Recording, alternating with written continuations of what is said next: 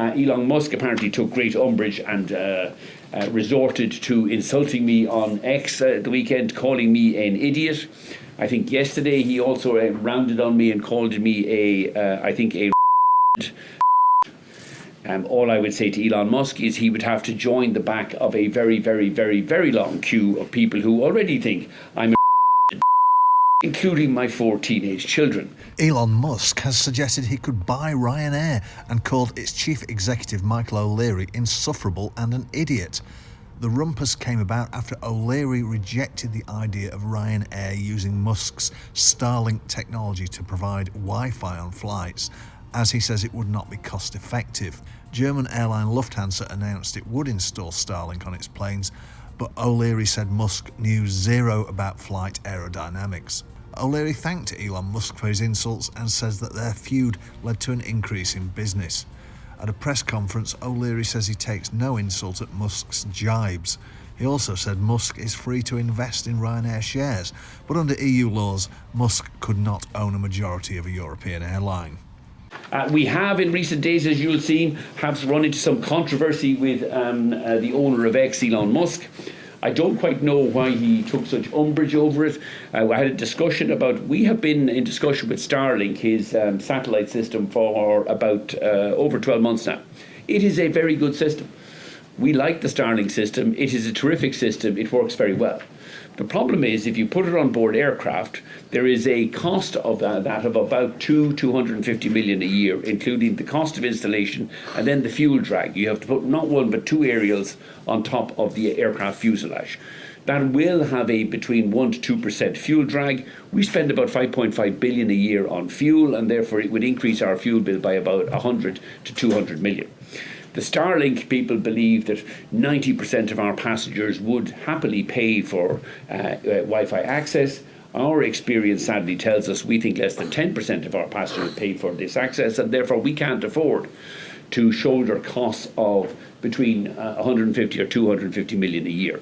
If Starlink wants to fit the flights, fit our aircraft and pay for the fuel drag, we'd happily put them on board. But the only way we see Starlink working on board our aircraft on short-haul flights is if you give it away for free. And like most things in life, if you give it away for free, passengers will use it. If you want passengers to pay something modest like €1, €2 or $3 on our average 1 hour 15-minute flights, we think less than 10%, I think, and that's even optimistic, probably less than 5% of passengers will take this up. I thought that was a reasonably measured response to why we're not using Starlink. Elon Musk apparently took great umbrage and resorted to insulting me on X the weekend, calling me an idiot. I think yesterday he also rounded on me and called me all I would say to Elon Musk is he would have to join the back of a very, very, very, very long queue of people who already think including my 4 teenage children. But we do want to thank him. We've had, I think, 3 or 4 million hits on this seat sale our IT team launched yesterday, which is the Big Idiot seat sale. There's 100,000 seats available for sale at just $16.99, which just goes to show that Europe leads the world in low airfares. There's no airfares like this in North America.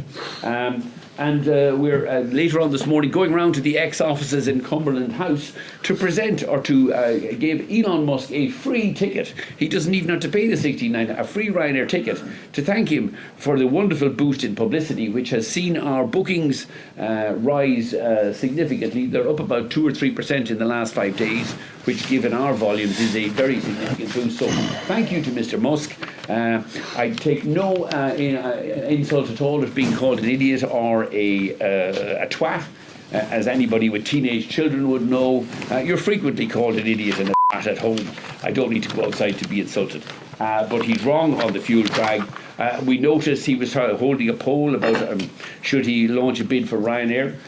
We're a publicly owned company. He's free to do so at any time, but non-European citizens cannot own a majority of European airlines. But if he wants to invest in Ryanair, we would think it's a very good investment, certainly a significantly better investment than the financial returns he's earning on X.